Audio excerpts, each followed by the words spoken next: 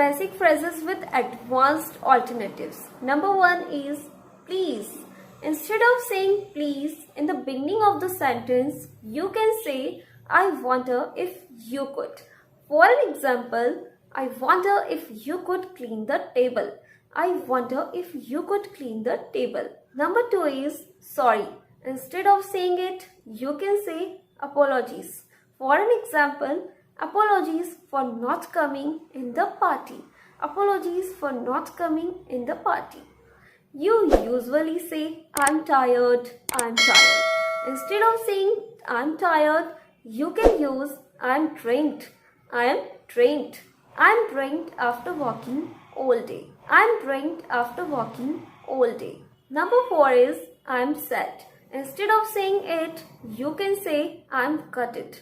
I'm gutted. For an example, I'm gutted that I missed their wedding.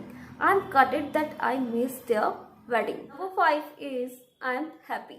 Instead of saying I'm happy, you can show your happiness by saying I'm over the moon. I'm over the moon.